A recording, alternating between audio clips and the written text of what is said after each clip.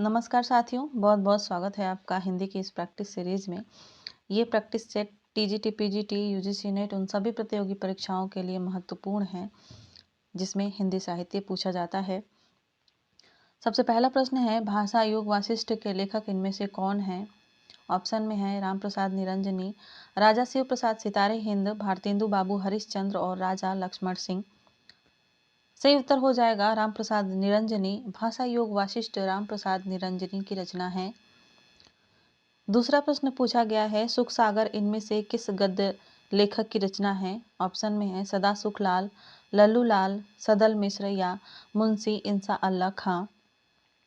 सुख सागर जो है सदा सुख लाल की रचना है। सही उत्तर हो जाएगा इसका ए, सदा सुख लाल। अगला प्रश्न देखते हैं, गुरु नानक हिंदी की किस काव्य धारा से संबंधित हैं? ऑप्शन है सूफी काव्य, राम काव्य, संत काव्य या कृष्ण काव्य। गुरु नानक संत काव्य धारा से संबंधित हैं। सही उत्तर हो जाएगा इसका सी। चौथा प्रश्न देखते हैं, आचार्य शुक्ल के अनुसार भक्ति काल की समय सीमा इनमें से क्या है? 1350 विक्रम से 1650 विक्रम, 1375 विक्रम से 1700 विक्रम या 1400 विक्रम से 1700 विक्रम या इनमें से कोई नहीं। इसका सही उत्तर हो जाएगा बी, 1375 विक्रम संवत से 1700 विक्रम संवत। अगला प्रश्न है, हंस पत्रिका के संपादक इनमें से कौन थे? महावीर प्रसाद द्विवेदी, भारतेंदु, प्रेमचंद या अज्ञेय। सही उत्तर हो जाएगा मुंशी प्रेमचंद। इन्होंने 1930 में यानी 1930 से बनारस में हंस पत्रिका की शुरुआत की थी। छठा प्रश्न है, प्रेमचंद के उस उपन्यास का नाम बताइए जिसमें किसानों की समस्याओं का निरूपण किया गया है। ऑप्शन है गबन, गोदान, निर्मला और कर्मभूमि। सही उत्तर हो जाएगा इसका गोदान। सातवां प्रश्न है, बघेली बोली किस वर्ग के अंतर्गत आती है? पश्चिमी हिंदी, पूर्वी हिंदी, राजस्थानी हिंदी या पहाड़ी हिंदी। बघेली बोली पूर्वी हिंदी के अंतर्गत आती है जिसमें अवधी बघेली और छत्तीसगढ़ी 3 बोलियां आती हैं। आठवां प्रश्न देखते हैं, झांसी जालौन किस बोली का क्षेत्र है? अवधी, बघेली, बुंदेली या मालवी। तो झांसी जालौन जो है बुंदेली बोली का क्षेत्र है। सही उत्तर हो जाएगा बी। 9 नंबर का प्रश्न है, चिंतामणि के रचनाकार कौन है? नंद दुलारे वाजपेयी, अज्ञेय, रामचंद्र शुक्ल या डॉक्टर नगेंद्र। चिंतामणि जो है आचार्य रामचंद्र शुक्ल के निबंधों का संकलन है। ऑप्शन सी इसका सही हो जाएगा। 10वां प्रश्न देखते हैं, आंसू किस कवि की कृति है? पंत की, निराला की, दिनकर की या प्रसाद की। सही उत्तर हो जाएगा प्रसाद की। जयशंकर प्रसाद की कृति है आंसू। 11 नंबर का प्रश्न देखते हैं, प्रगतिवादी काव्य की समय सीमा क्या है? ऑप्शन में है 1900 से 1920, 1936 से 1943, 1920 से 1936 या 1943 से 1953। सही उत्तर हो जाएगा 1936 से 1943। 1943 से 1953 प्रयोगवाद कहलाता है। 12 नंबर का प्रश्न है, कुरुक्षेत्र नामक काव्य ग्रंथ के रचयिता कवि कौन है? ऑप्शन में दिया गया है महादेवी वर्मा, जयशंकर प्रसाद, रामधारी सिंह दिनकर या सूर्यकांत त्रिपाठी निराला। कुरुक्षेत्र जो रचना है वो रामधारी सिंह दिनकर की है। सही उत्तर हो जाएगा सी, रामधारी सिंह दिनकर। 13 नंबर का प्रश्न देखते हैं, क्या पूछा गया है? 13 नंबर में पूछा गया है, नेत्रेण काढ़ में कौन सी विभक्ति होगी? ऑप्शन में है प्रथमा, तृतीया, षष्ठी या पंचमी। नेत्रेण काढ़ में तृतीया विभक्ति होती है। जितने भी शरीर से अपंग वाले शब्द होते हैं उसमें तृतीया विभक्ति होती है संस्कृत में। 14 नंबर का प्रश्न है, चुर धातु का लट लकार उत्तम पुरुष एक वचन का रूप बताना है। ऑप्शन में है चोर्यावह, चोर्यामी, चोर्यथ या चोर्याणी। सही उत्तर हो जाएगा चोर्यामी। बी ऑप्शन इसका राइट आंसर होगा। 15 नंबर का प्रश्न देखते हैं, लिखा गया है आग्नेय, पूछा गया है आग्नेय स्वाहा में विभक्ति बताइए। द्वितीया, तृतीया, चतुर्थी या पंचमी। इसमें चतुर्थी विभक्ति होगी। सही उत्तर हो जाएगा सी, चतुर्थी विभक्ति। आग्नेय स्वाहा, नमः स्वाहा, अलम इत्यादि जो शब्द होते हैं, नमः स्वाहा अलम, उनमें जो है चतुर्थी विभक्ति होती है। 16 नंबर का प्रश्न देखते हैं, राज्ञः पुरुषः में विभक्ति बताइए। पंचमी, षष्ठी, चतुर्थी या तृतीया? कौन सी विभक्ति होती है राज्ञः में? सही उत्तर हो जाएगा इसका षष्ठी। राज्ञः पुरुषों में षष्ठी विभक्ति है। 17 नंबर का प्रश्न है, खाद धातु का विधिलिंग लकार में मध्यम पुरुष एक वचन का रूप क्या होगा? ऑप्शन है खादेह, अखादह, खाद या खादसी। सही उत्तर हो जाएगा इसका खादेह। ए इसका सही उत्तर हो जाएगा। 18 नंबर का प्रश्न देखते हैं, नी धातु लोट लकार उत्तम पुरुष और एक वचन का रूप बताना है। नयानी, अनयम, नयामी या नयम? कौन सा इसका राइट आंसर हो जाएगा? इसका राइट आंसर हो जाएगा ए नयानी। 19 नंबर का प्रश्न है, अपठत क्रिया किस काल की है? वर्तमान काल की है, भूतकाल की है, भविष्यत काल की है या इनमें से कोई नहीं? तो अपठत जो है वो भूतकाल की क्रिया है। राइट आंसर हो जाएगा इसका बी। 20 नंबर का प्रश्न है कि सुबंत का सही संधि विच्छेद इनमें से क्या होगा? ऑप्शन में है सु प्लस बंत, सु प्लस अंत, शुभ प्लस अंत या सुप प्लस अंत। इसका सही उत्तर हो जाएगा डी, सुप प्लस अंत। 21 नंबर का प्रश्न देखते हैं। पूछा गया है कि गुड़ गोबर कर देना का क्या अर्थ होता है? गुड़ में गोबर मिलाना, भले बुरे का ज्ञान न होना, काम बिगाड़ देना या बना बनाया काम बिगाड़ देना? सही उत्तर हो जाएगा इसका बना बनाया काम बिगाड़ देना। 22 नंबर का प्रश्न है कि गागर में सागर भरना का क्या अभिप्राय है? दोहों की रचना करना, कम बात करना, थोड़े में अधिक कहना या बहुत बात करना? सही उत्तर हो जाएगा इसका सी, थोड़े में अधिक कहना। इसको कहते हैं गागर में सागर भरना।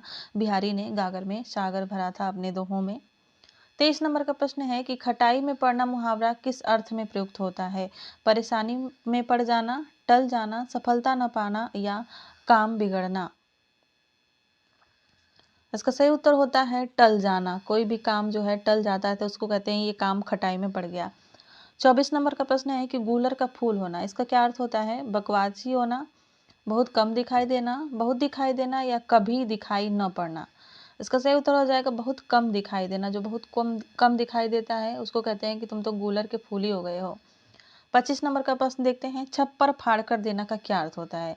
छप्पर में से धन निकलना, बहुत अधिक प्राप्ति होना, अनायास प्राप्ति होना या छप्पर को फाड़ देना?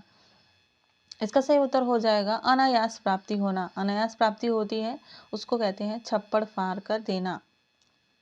26 नंबर का प्रश्न है, हमें संस्कृत आचार्यों को उनकी स्थापनाओं से मिलाना है। भट्टलोलक की जो स्थापना थी वो थी आरोपवाद की, शंकु की स्थापना थी अनुमितिवाद की और भट्टनायक की स्थापना थी भुक्तिवाद की, अभिनव गुप्त की स्थापना थी अभिव्यक्तिवाद की।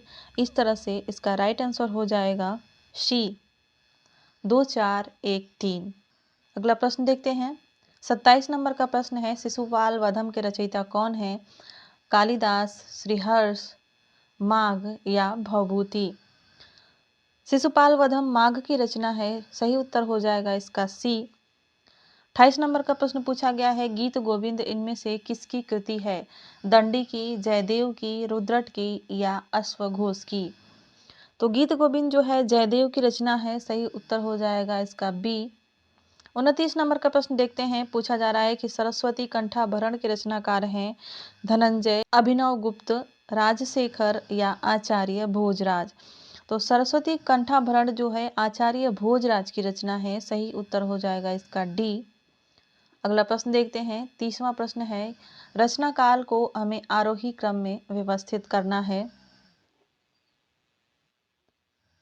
रचना दी गई है चंद्रालोक, काव्य प्रकाश, काव्य अलंकार और साहित्य दर्पण। इसमें सबसे पहले हो जाएगा काव्य अलंकार, फिर आएगा काव्य प्रकाश, फिर आएगा चंद्रालोक और उसके बाद साहित्य दर्पण। इस तरह से इसका सही उत्तर हो जाएगा बी। 31 नंबर का प्रश्न पूछा गया है कि अष्टछाप के संस्थापक कौन थे? ऑप्शन में दिया गया है वल्लभाचार्य, गोकुलनाथ, विट्ठलनाथ या सूरदास। तो अष्टछाप के संस्थापक हैं विट्ठलनाथ। विट्ठलनाथ ने अपने पिता यानी वल्लभाचार्य के 4 शिष्यों को और अपने 4 शिष्य कर अष्टछाप की स्थापना की थी। 32 नंबर का प्रश्न पूछा गया है कि इनमें से कौन सा विद्वान पृथ्वीराज रासो को अर्ध प्रामाणिक रचना मानता है? ऑप्शन में है आचार्य रामचंद्र शुक्ल, हजारी प्रसाद द्विवेदी, कर्नल टॉड या डॉक्टर बुलर। सही उत्तर हो जाएगा हजारी प्रसाद द्विवेदी।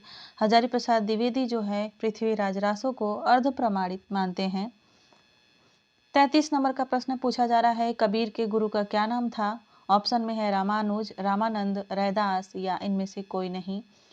सही उत्तर हो जाएगा रामानंद। कबीरदास के गुरु थे रामानंद।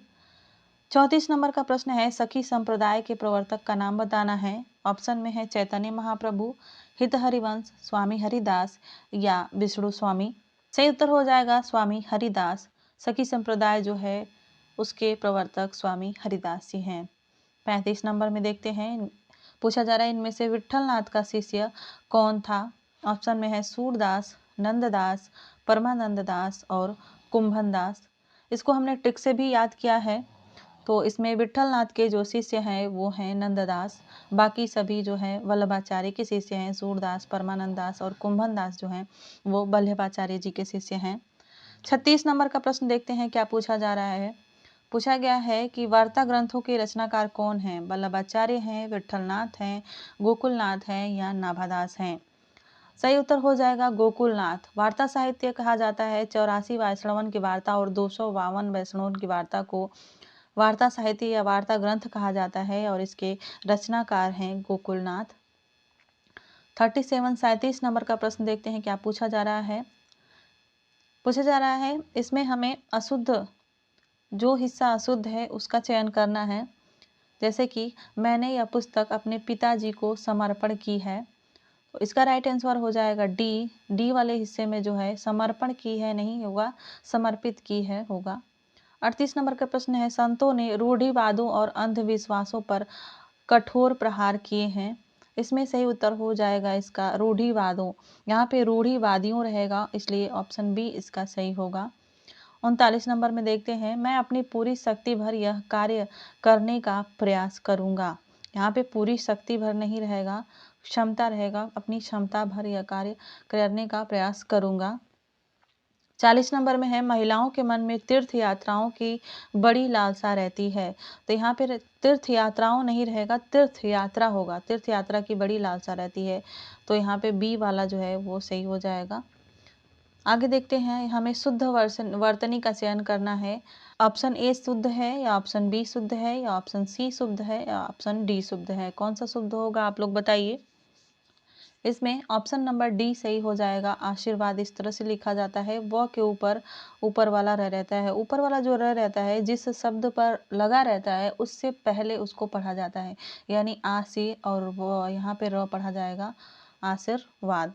ठीक है। 42 नंबर का प्रश्न है, इसमें से ए वाला सही है, बी वाला सही है, सी वाला सही है या डी वाला सही है। इसका राइट आंसर हो जाएगा बी। अतिशयोक्ति में अति श जो होता है ये बीच में ये पूरा श रहता है, आधा श नहीं रहता है। आगे बढ़ते हैं, 43 नंबर का प्रश्न देखते हैं। आपको बताना है कि ए नंबर सही है, बी नंबर सही है, सी नंबर सही है या डी नंबर सही है। तो इसका सही हो जाएगा ए नंबर, अंत्याक्षरी होता है। 44 नंबर का प्रश्न है, इसमें देखना है आपको ये ए सही है, बी सही है, सी सही है या डी सही है। इसमें सही उत्तर हो जाएगा सी, अध्ययन। 45 नंबर का प्रश्न है, ऐतिहासिक सही है, ऐतिहासिक सही है, ऐतिहासिक सही है या ये वाला ऐतिहासिक सही है। इसका सही उत्तर हो जाएगा ए, ऐतिहासिक इस तरह से लिखा जाता है। 46 नंबर का प्रश्न देखते हैं, इनमें से रीति सिद्ध कवि कौन सा है? बिहारी, घनानंद, बोधा और सेनापति, कौन कवि जो है इसमें से रीति सिद्ध है आपको बताना है। सही उत्तर हो जाएगा इसका ए, बिहारी। बिहारी जो है रीति सिद्ध में आते हैं और घनानंद, बोधा जो है रीति मुक्त हैं। 47 नंबर का प्रश्न देखते हैं, कबीर वाड़ी के डिक्टेटर थे, यह कथन किस आलोचक का है? ऑप्शन में दिया गया है आचार्य परशुराम चतुर्वेदी, डॉक्टर नागेंद्र, आचार्य रामचंद्र शुक्ल और फिर से दे दिया गया है डॉक्टर नागेंद्र। ये प्रश्न जो है वो गलत है। कबीर वाड़ी के डिक्टेटर थे, ये कथन जो है हजारी प्रसाद द्विवेदी जी का है। 48 नंबर का प्रश्न देखते हैं, जहांगीर जस चंद्रिका के रचयिता इनमें से कौन है? आलम, देव, केशव और गोप। सही उत्तर हो जाएगा इसका केशव। जहांगीर जस चंद्रिका केशव दास की रचना है। आगे देखते हैं, 49 नंबर का प्रश्न पूछा जा रहा है, निम्न कवियों को काल क्रम के अनुसार हमें सही क्रम में लगाना है।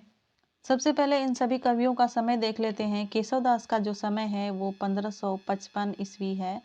वहीं देव के समय की बात करें तो ये हैं 1673 ईस्वी में। बिहारी 1595 ईस्वी इनका समय माना जाता है। और घनानंद जो हैं वे हैं 1689 ईस्वी के। इस तरह सबसे पहले बात करें तो सबसे पहले आएंगे केशव, उसके बाद आएंगे बिहारी, उसके बाद देव और उसके बाद घनानंद। राइट आंसर हो जाएगा इसका ए। 50 नंबर का प्रश्न देखते हैं। 50 नंबर के प्रश्न में पूछा जा रहा है कि नासिकेतोपाख्यान के रचयिता कौन है। ऑप्शन दिया जा रहा है इंसाअल्लाह खां, सदल मिश्र, लल्लू लाल या सदाशुक लाल। सही उत्तर हो जाएगा इसका सदल मिश्र। नासिकेतोपाख्यान जो है वो सदल मिश्र की रचना है। 51 नंबर का प्रश्न देखते हैं। 51 पूछा जा रहा है चतुरंगिणी का क्या अर्थ होता है। 4 रंगों वाली, 4 अंगों वाली, 4 भुजाओं वाली या हाथी घोड़ा पैदल एवं रथ से युक्त। इसका सही उत्तर हो जाएगा डी, हाथी घोड़ा पैदल एवं रथ से युक्त जो सेना होती है युद्धों में शामिल, उसको कहते हैं चतुरंगिणी सेना। 52 नंबर का प्रश्न है कि इनमें से कौन सा शब्द मछली का वाचक है। मीन, केतु, राशब या वाजी। सही उत्तर हो जाएगा मीन। मछली को मीन भी कहते हैं। आगे बढ़ते हैं और 53 नंबर का प्रश्न देखते हैं। पूछा जा रहा है कि इनमें से कौन सा शब्द महल का पर्यायवाची नहीं है। जब भी परीक्षा में नहीं है पूछा जाए तो आप क्वेश्चन में वहां पे गोला लगा लीजिए ताकि ध्यान रहे कि क्या पूछा जा रहा है। ऑप्शन है प्रासाद, प्रसाद, भवन और सदन। तो जो महल का पर्यायवाची नहीं है वो होता है प्रसाद। ये वाला प्रासाद यानी महल होता ही है। ये वाला प्रसाद यानी इसका अर्थ होता है कृपा, और जो पूजा के बाद प्रसाद मिलता है उसको भी प्रसाद कहते हैं। 54 नंबर का प्रश्न देखते हैं। इनमें से जो शब्द पृथ्वी का वाचक न हो उसे छांटना है। मही पृथ्वी होता है, मही पृथ्वी होता है, रसा ये भी होता है, और अंतरिक्ष इसको पृथ्वी का वाचक नहीं कह सकते, तो सही उत्तर हो जाएगा डी। 55 नंबर का प्रश्न है अघ का क्या अर्थ होता है। पाप होता है, अपराध होता है, पुण्य होता है या अमराज होता है। अघ का अर्थ पाप होता है। सही उत्तर हो जाएगा इसका ए। अगला प्रश्न देखते हैं। विधिलिंग का प्रयोग किस में होता है। आज्ञार्थ होता है, चाहिए के अर्थ में होता है, भूतकाल में होता है या वर्तमान काल में होता है। तो विधिलिंग का प्रयोग जो होता है वो चाहिए के अर्थ में होता है। राइट आंसर हो जाएगा इसका बी। 57 नंबर का प्रश्न है विद्यालयम निक्सा नदी अस्थि में कौन सी विभक्ति है। द्वितीया, चतुर्थी, षष्ठी या तृतीया। तो विद्यालयम निक्सा नदी अस्थि में जो है द्वितीय विभक्ति होती है। सही उत्तर हो जाएगा इसका ए, द्वितीया। 58 नंबर का प्रश्न है अकरोत धातु रूप है क्री धातु के, कौन सा है। विधिलिंग प्रथम पुरुष द्विवचन, लंग लकार प्रथम पुरुष एक वचन, लोट लकार मध्यम पुरुष द्विवचन या लिट लकार उत्तम पुरुष एक वचन। इसका राइट आंसर हो जाएगा लंग लकार प्रथम पुरुष एक वचन। राइट आंसर हो जाएगा बी वाला। ठीक है। 59 का देखते हैं। युवयो शब्द रूप युष्मद के किसमें है। पंचमी द्विवचन का है, तृतीया एक वचन का है, चतुर्थी द्विवचन का है या सप्तमी द्विवचन का है। तो इसका राइट आंसर हो जाएगा सप्तमी द्विवचन का। 60 नंबर का प्रश्न देखते हैं। मति भी ही शब्द रूप है मति के किसका। तृतीया बहुवचन का, द्वितीय बहुवचन का, द्वितीय द्विवचन का, चतुर्थी एक वचन का या पंचमी बहुवचन का। इसका राइट आंसर हो जाएगा तृतीय बहुवचन का। मति भी ही जो है वो तृतीय बहुवचन का रूप है मति शब्द के। 61 नंबर का प्रश्न है कि निष्कलुष में संधि क्या होगी। निष्कलुष, निष्कलुष, निष्कलुष या इनमें से कोई नहीं। राइट आंसर हो जाएगा इसका सी, निष्कलुष। विसर्ग संधि होगी और इसमें निष्कलुष इसका विच्छेद हो जाएगा। 62 नंबर का प्रश्न है कि नमस्कार की संधि विच्छेद क्या होगा। नमः धनकार, नमस् धनकार, नमः धनस्कार और नमो धनकार। इसका राइट आंसर हो जाएगा नमः धनकार, नमस्कार। 63 नंबर का प्रश्न है कि बृहस्पति का संधि विच्छेद क्या होता है। ऑप्शन में दिया गया है वृह प्लस स्पति, बृहस्पति या बृहस्पति या कोई नहीं। इसका सही उत्तर हो जाएगा बृह प्लस पति। यह बृहस्पति का संधि विच्छेद हो जाएगा, बृह प्लस पति। 64 नंबर का प्रश्न में पूछा जा रहा है कि सच्चिदानंद का संधि विच्छेद क्या होगा।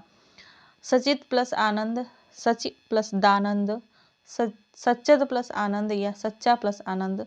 तो इसका सही उत्तर हो जाएगा सच्चित प्लस आनंद, ए इसका सही होगा। आगे बढ़ते हैं और देखते हैं 65 नंबर में क्या पूछा जा रहा है। 65 नंबर में पूछा जा रहा है चिन्मय का संधि विच्छेद क्या होगा। चिन्ह प्लस मैं, चित प्लस मैं, या चिन्ह प्लस या कोई नहीं। इसका सही उत्तर हो जाएगा चित प्लस मैं। चित प्लस मैं जो है चिन्मय का संधि विच्छेद होता है। 66 नंबर का प्रश्न है कठपुतली में हमें समास बताना है। संबंध तत्पुरुष, अपादान तत्पुरुष, संप्रदान तत्पुरुष या अधिकरण तत्पुरुष। यहाँ पे इसका सही उत्तर हो जाएगा संबंध तत्पुरुष। हालांकि इसमें बहुव्रीहि समास भी होता है जो कि यहाँ ऑप्शन में नहीं है। अगर केवल यहाँ पे तत्पुरुष समास के भेद दे दिए गए हैं, अगर केवल अलग अलग समास के नाम दिए जाएं और उसमें बहुव्रीहि समास है तो आप बहुव्रीहि समास लगाइएगा। अगला प्रश्न देखते हैं 67 नंबर में क्या पूछा जा रहा है। 67 में पूछा जा रहा है स्वर्ण पात्र में समास बताना है हमें। तत्पुरुष समास, कर्मधारय समास, बहुव्रीहि समास या अव्ययी भाव समास।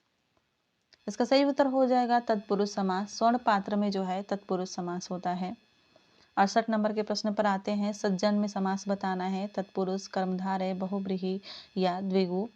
सज्जन में जो है वो कर्मधारय समास होता है। राइट आंसर हो जाएगा इसका सी।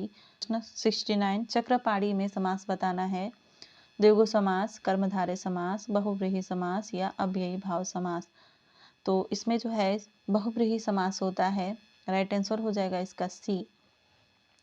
70 नंबर का प्रश्न है कि हानि लाभ में कौन सा समास है। तत्पुरुष समास है, कर्मधारय समास है, द्वंद्व समास है या द्विगु समास है। सही उत्तर हो जाएगा इसका द्वंद्व समास। हानि लाभ में जो है द्वंद्व समास होता है। 71 नंबर का प्रश्न पूछा जा रहा है आस्तिक का विलोम क्या है। धार्मिक, सात्विक, तामसिक या नास्तिक। आस्तिक का विलोम नास्तिक होता है। आस्तिक यानी ईश्वर में आस्था रखने वाला, नास्तिक यानी ईश्वर में आस्था न रखने वाला। 72 नंबर का प्रश्न है इच्छा का विलोम इनमें से क्या है। कामना, अनिच्छा, आशा या प्रत्याशा। इच्छा का विलोम अनिच्छा होता है। राइट आंसर हो जाएगा इसका बी, अनिच्छा। 73 नंबर का प्रश्न देखते हैं 73। कुटिल का विलोम क्या होता है। सीधा, सादा, सरल या वक्र। कुटिल का विलोम जो होता है वो सरल होता है। राइट आंसर हो जाएगा इसका सी। 74 नंबर का प्रश्न है घृणा का विलोम क्या है। प्रेम, क्षोभ, राग या कठोर। घृणा का विलोम प्रेम होता है। ऑप्शन ए इसका सही हो जाएगा। अगला प्रश्न है 75 नंबर का श्वेत का विलोम क्या होगा। कृष्ण, श्याम, काला या गोरा। तो श्वेत का विलोम हो जाएगा श्याम। राइट आंसर हो जाएगा इसका बी। वहीं अगर कृष्ण का विलोम होगा तो कृष्ण का विलोम शुक्ल हो जाएगा, काला का सफेद हो जाएगा, गोरा का सांवला हो जाएगा। 76 नंबर पे आते हैं पूछा गया है चक्र का तद्भव क्या है। पहिया, चाकी, चक्का या इनमें से कोई नहीं। तो चक्र का विलोम, चक्र का तद्भव जो होता है वो होता है चक्का। सी इसका राइट आंसर हो जाएगा। 77 नंबर पे आते हैं 77 पूछा गया है अंगरखा का तत्सम बताना है। अंगरक्षक, अंगरक्षक, अरक्षक या इनमें से कोई नहीं। सही उत्तर हो जाएगा इसका ए, अंगरक्षक। अंगरक्षक को जो है अंगरखा कहा जाता है। 78 नंबर का प्रश्न है आंख का तत्सम बताना है। ऑप्शन में है अक्ष, अक्षी, नयन या अच्छी। आंख का तत्सम रूप होता है अच्छी। राइट आंसर हो जाएगा इसका बी। 79 नंबर का प्रश्न है आंसू का तत्सम क्या होगा। आंसू, अश्रु, अश्रु या इनमें से कोई नहीं। ऑप्शन सी इसका सही होगा। आंसू का तत्सम अश्रु होता है। 80 नंबर का प्रश्न देखते हैं प्रस्तर का तद्भव क्या होगा। पाहन, पथरीला, पत्थर या पहाड़। प्रस्तर का जो तद्भव रूप होता है वो पत्थर होता है। सही उत्तर हो जाएगा बी। बढ़ते हैं 81 नंबर के प्रश्न की तरफ। पूछा जा रहा है बिनु पग चले सुने बिनु काना में कौन सा अलंकार होता है। ऑप्शन में है प्रतीप, विभावना, संदेह और उत्प्रेक्षा। इसका सही उत्तर हो जाएगा विभावना अलंकार। ऑप्शन नंबर बी इसका सही होगा। जल्द ही मैं अलंकार की क्लास भी स्टार्ट करने वाली हूं, तो अगर आप चैनल पर पहली बार आए हैं तो चैनल को सब्सक्राइब अवश्य कर लीजिएगा। अलंकार की क्लास भी बहुत ही डीपली होने वाली है अन्य कक्षाओं की तरह। 82 नंबर का प्रश्न देखते हैं। पूछा गया है उपमेय में उपमान की भ्रांति होने पर यदि तदनुरूप क्रिया भी हो तो कौन सा अलंकार होता है। ऑप्शन में दिया गया है संदेह, प्रदीप, असंगति और भ्रांतिमान। इसका सही उत्तर हो जाएगा भ्रांतिमान। भ्रांतिमान में जो है भ्रांति तो होती है लेकिन उसके अनुरूप क्रिया भी होती रहती है। 83 नंबर का प्रश्न है कि या अनुरागी चित्त की गति समझू नहीं कोई, ज्यो ज्यो बूढ़े श्याम रंग त्यों त्यों उज्जवल होए, इस दोहे में कौन सा अलंकार है? उत्प्रेक्षा, रूपक, विरोधाभास और असंगति। इसका सही उत्तर हो जाएगा विरोधाभास। इसमें विरोधाभास अलंकार है। यहाँ पे ज्यो ज्यो देखकर आप लोग उत्प्रेक्षा मत समझिएगा, इसमें विरोधाभास अलंकार है, क्योंकि वो श्याम रंग में डूब रहा है और उज्जवल हो रहा है। श्याम रंग में डूबे तो श्याम ही होना चाहिए, तो इस तरह से यहाँ पे विरोधाभास अलंकार होगा। 84 नंबर का प्रश्न देखते हैं, हास्य रस का स्थायी भाव क्या होता है? सही उत्तर हो जाएगा हास। आप सभी को पता होगा। संचारी भाव की संख्या कितनी मानी गई है? ऑप्शन है 9, 30, 33 या 18। संचारी भाव 33 माने गए हैं। सही उत्तर हो जाएगा इसका बी। आचार्य देव ने एक और संचारी भाव बताया था, वो था छल। इस तरह से 34 हो जाते हैं, तो मुख्यतः 33 ही माने गए हैं। 86 नंबर का प्रश्न है, स्थायी भाव की संख्या बतानी है। 4, 11, 33 या 9। स्थायी भाव 9 होते हैं। राइट आंसर हो जाएगा इसका सी, 9। बढ़ते हैं 87 नंबर पे। पूछा जा रहा है, रौद्र रस का स्थायी भाव क्या है? ऑप्शन में है उत्साह, क्रोध, अमर्ष या घृणा। रौद्र रस का स्थायी भाव क्रोध होता है। ऑप्शन नंबर बी सही हो जाएगा। 88 नंबर को देखते हैं, विभत्स रस का स्थायी भाव इनमें से क्या है? भय, उत्साह, जुगुप्सा या शोक। तो विभत्स रस का स्थायी भाव जुगुप्सा होता है। राइट आंसर हो जाएगा इसका सी, जिसको घृणा भी कहते हैं। 89 नंबर का प्रश्न है, दूल्हा राम सिय दुल्ही री, इस पद में कौन सा रस है? वीर रस, करुण रस, भयानक रस और श्रृंगार रस। सही उत्तर हो जाएगा इसमें श्रृंगार रस। 90 नंबर का प्रश्न है, उत्साह किस रस का स्थायी भाव है? वीर रस का, रौद्र रस का, श्रृंगार रस का या भयानक रस का। उत्साह वीर रस का स्थायी भाव है। ऑप्शन नंबर ए इसका सही उत्तर हो जाएगा। 91 नंबर को देखते हैं, कामायनी किस काल की कृति है? प्रगतिवाद की, द्विवेदी युग की, छायावाद की या प्रयोगवाद की। तो कामायनी जो है छायावाद की कृति है। सही उत्तर हो जाएगा इसका सी। 92 नंबर पे आते हैं। पूछा जा रहा है, राम की शक्ति पूजा के रचयिता कौन है? प्रसाद, पंत, निराला या महादेवी वर्मा। राम की शक्ति पूजा जो है निराला की कृति है। सही उत्तर हो जाएगा इसका सी, निराला। 93 नंबर पूछा जा रहा है, जयशंकर प्रसाद द्वारा रचित महाकाव्य कौन सा है? आंसू, कामायनी, प्रिय प्रवास या साकेत।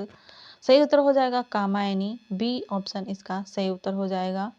94 नंबर का प्रश्न देखते हैं, साकेत का क्या अर्थ है? मथुरा, अयोध्या, इलाहाबाद या वाराणसी।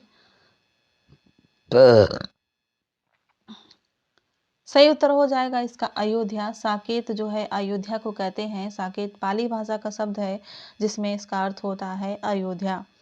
95 नंबर का प्रश्न है, अयोध्या सिंह उपाध्याय हरिऔध द्वारा रचित महाकाव्य का नाम बताना है। ऑप्शन में है कामायनी, साकेत, कवि प्रिया और प्रिय प्रवास। सही उत्तर हो जाएगा प्रिय प्रवास। यह खड़ी बोली हिंदी का प्रथम महाकाव्य है और खड़ी बोली हिंदी के प्रथम महाकवि अयोध्या सिंह उपाध्याय ही हैं। आगे बढ़ते हैं और देखते हैं 96 नंबर का प्रश्न क्या पूछा जा रहा है। पूछा गया है, उर्वशी के रचनाकार कौन है? ऑप्शन में है प्रसाद, बच्चन, दिनकर, निराला। सही उत्तर हो जाएगा रामधारी सिंह दिनकर। दिनकर की कृति है उर्वशी। 97 नंबर का प्रश्न पूछा जा रहा है कि उस मात्रिक सम छंद का नाम बताइए जिसके प्रत्येक चरण में 28 मात्रा होती है और 16-12 पर यदि होती है, अंत में लघु गुरु का प्रयोग होता है। ऑप्शन में है कुंडलिया, छप्पय, हरिगीतिका और सवैया। इसका सही उत्तर हो जाएगा हरिगीतिका। हरिगीतिका छंद में 16-12 पर यति होती है, अंत में लघु गुरु होता है और 28 मात्रा होती है। 98 नंबर का प्रश्न पूछा जा रहा है कि रमत राधिका संग रास रस रंग रुचिर में यह किस छंद की पंक्ति है? ऑप्शन दिया गया है वरबे, रोला, हरिगीतिका और कुंडलियां।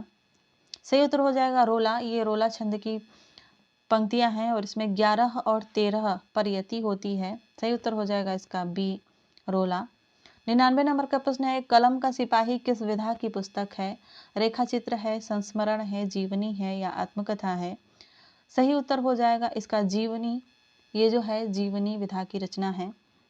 100 नंबर का प्रश्न देखते हैं। पूछा जा रहा है कि निराला की साहित्य साधना के लेखक कौन हैं? ऑप्शन में है निराला, पंत, हजारी प्रसाद द्विवेदी या रामविलास शर्मा। निराला की साहित्य साधना जो है वो रामविलास शर्मा की रचना है। राइट आंसर हो जाएगा इसका डी।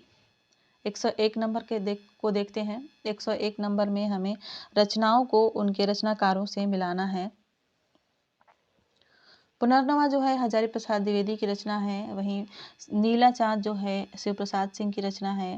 पहला गिरमिटिया गिरिराज किशोर की रचना है और मनोहर श्याम जोशी का हो जाएगा कसब। इस तरह से इसका सही उत्तर हो जाएगा 2, 3, 4, 1। राइट आंसर हो जाएगा डी। 102 नंबर का प्रश्न है 102 नंबर का प्रश्न है कि हिंदी का पहला उपन्यास इनमें से किसे माना जाता है? परीक्षा गुरु, 100 अजान एक सुजान, चंद्रकांता और श्यामा स्वप्न। सही उत्तर हो जाएगा इसका परीक्षा गुरु। हिंदी का पहला उपन्यास परीक्षा गुरु को माना जाता है। 103 नंबर का प्रश्न है, पूछा जा रहा है कि मैला आंचल किस प्रकार का उपन्यास है? ऐतिहासिक है, आंचलिक है, जासूसी है या पौराणिक है? मैला आंचल आंचलिक उपन्यास है, बहुत बढ़िया उपन्यास है। मैला आंचल आंचलिक उपन्यास है, सही उत्तर हो जाएगा इसका बी। आगे बढ़ते हैं और देखते हैं प्रेमचंद के निम्न उपन्यासों को हमें रचना काल के आरोही क्रम में व्यवस्थित करना है। सबसे पहले इसके समय को देख लेते हैं। सबसे पहले निर्मला को देखते हैं, तो निर्मला जो है 1927 की रचना है। वहीं गोदान की बात करें तो ये 1935 है इसका समय, 35। गबन की बात करें तो इसका समय है 31 और प्रेमाश्रय जो है 22 में है, 1922 में। इस तरह से जो सही क्रम होगा वो हो जाएगा प्रेमाश्रय, निर्मला, गबन और गोदान। बी आंसर इसका राइट हो जाएगा। 105 नंबर का प्रश्न है सचेतन कहानी के प्रवर्तक कौन है? महीप सिंह, राजेंद्र यादव, कमलेश्वर या गंगा प्रसाद विमल। सचेतन कहानी के प्रवर्तक महीप सिंह है, सही उत्तर हो जाएगा इसका ए महीप सिंह। 106 नंबर का प्रश्न देखते हैं हंसा जाई अकेला की कहानी के लेखक कौन है? अमरकांत, मार्कंडेय, ओम गोस्वामी या निर्मल वर्मा। हंसा जाई अकेला जो है मार्कंडेय की कहानी है, राइट आंसर हो जाएगा इसका बी मार्कंडेय। अगला प्रश्न देखते हैं। अगला प्रश्न पूछा जा रहा है निम्न कहानी को हमें कहानीकारों से सुमेलित करना है। सबसे पहले देखते हैं परिंदे जो है निर्मल वर्मा की कहानी है। मलबे का आदमी मोहन राकेश की कहानी है। बंद दरवाजों के साथ, ये दराजे नहीं है दरवाजों हैं, जो कि मन्नू भंडारी का है। और तलाश जो है वो कमलेश्वर की है।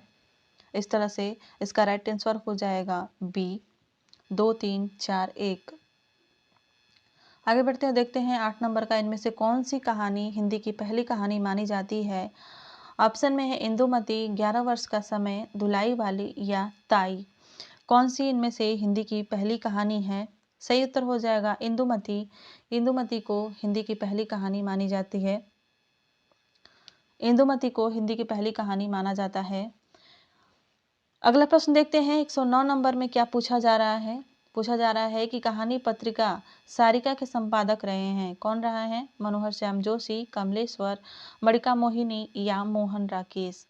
सारिका के संपादक जो है कमलेश्वर रहे हैं, तो ऑप्शन बी इसका सही उत्तर हो जाएगा।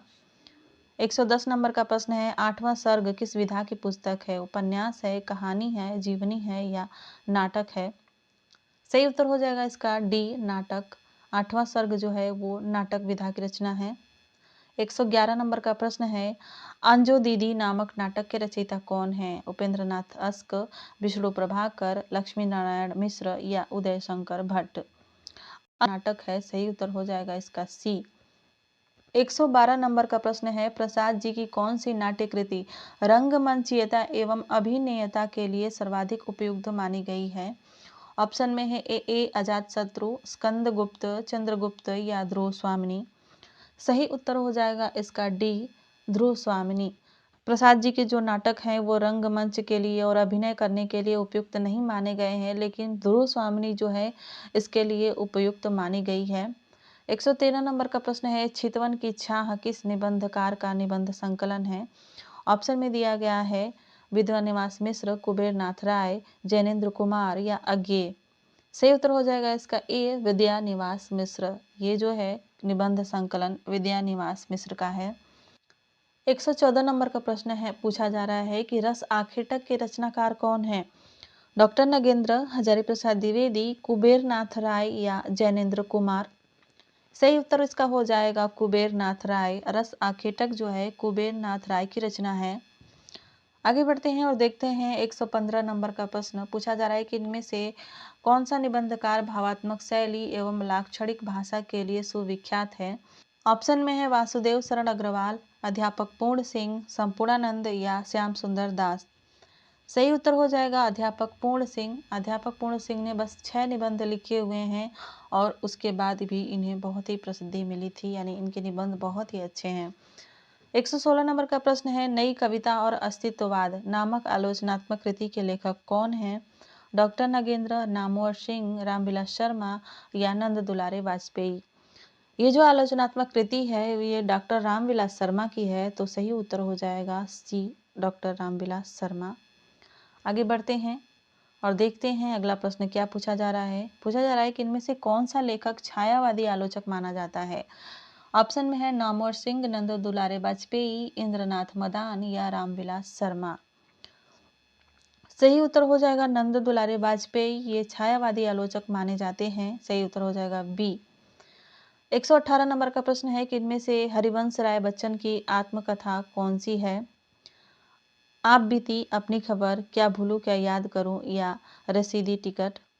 सही उत्तर हो जाएगा इसका सी, क्या भूलूं क्या याद करूं। हरिवंश राय बच्चन ने अपनी आत्मकथा 4 भागों में लिखी हुई है।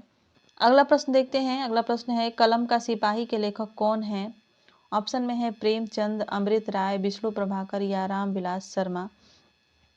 कलम का सिपाही जो है वो अमृत राय की रचना है। सही उत्तर हो जाएगा इसका बी। आते हैं 120 नंबर के प्रश्न पर। पूछा जा रहा है निराला की उस जीवनी का नाम बताइए जो डॉक्टर रामविलास शर्मा ने लिखी है। ऑप्शन में है निराला की साहित्य साधना, निराला की जीवनी, निराला व्यक्तित्व एवं कृतित्व या इनमें से कोई नहीं। सही उत्तर हो जाएगा इसका ए, निराला की साहित्य साधना। इसको जो है डॉक्टर रामविलास शर्मा ने लिखा है। आते हैं 121 नंबर के प्रश्न पर। पूछा जा रहा है कि उसके संस्कृत रचनाओं को उनके रचनाकारों से मिलाना है। भास जो है इनकी रचना है स्वप्नवासव दत्तम, श्रीहर्ष की रचना है नागानंद, कालिदास की रचना है मेघदूतम और भवभूति की रचना है उत्तर रामचरितम। और इस तरह से इसका सही उत्तर हो जाएगा ऑप्शन नंबर डी। आगे बढ़ते हैं, देखते हैं 122 नंबर में क्या पूछा जा रहा है। पूछा जा रहा है गुरुवे नमः में कौन सी विभक्ति होती है। ऑप्शन में है प्रथमा, द्वितीया, तृतीया और चतुर्थी। सही उत्तर हो जाएगा चतुर्थी। गुरुवे नमः में जो है चतुर्थी विभक्ति होती है। 123 नंबर का प्रश्न है त्रिरात्रम में समास बताना है। ऑप्शन में है द्वंद्व, द्विगु, कर्मधारय या बहुब्रीहि। तो त्रिरात्रम में जो है द्विगु समास होगा। सही उत्तर हो जाएगा इसका बी। बढ़ते हैं 124 नंबर की तरफ। पूछा जा रहा है कि कर्तव्य में कौन सा प्रत्यय जुड़ा हुआ है। ऑप्शन में है अनियर प्रत्यय, कत्वा प्रत्यय, तबियत प्रत्यय या इनमें से कोई नहीं। इसका सही उत्तर हो जाएगा तबियत प्रत्यय। कर्तव्य में जो है तबियत प्रत्यय जुड़ा हुआ है। 125 नंबर का प्रश्न और इस प्रैक्टिस सीरीज का अंतिम प्रश्न है दुर्भिक्ष में उपसर्ग क्या लगा हुआ है। ऑप्शन में है दुर, दु, दुष या दुह। इस प्रश्न को मैं आप लोगों के लिए छोड़ रही हूँ। आप लोग कमेंट में इसको ज़रूर बताइए कि इसका सही ऑप्शन क्या होगा, दुर्भिक्ष में कौन सा उपसर्ग लगा हुआ है। तो ये क्लास बस यहीं समाप्त होती है। मिलते हैं अगली क्लास में, तब तक के लिए आप मेहनत करिए, पढ़ाई करिए। धन्यवाद।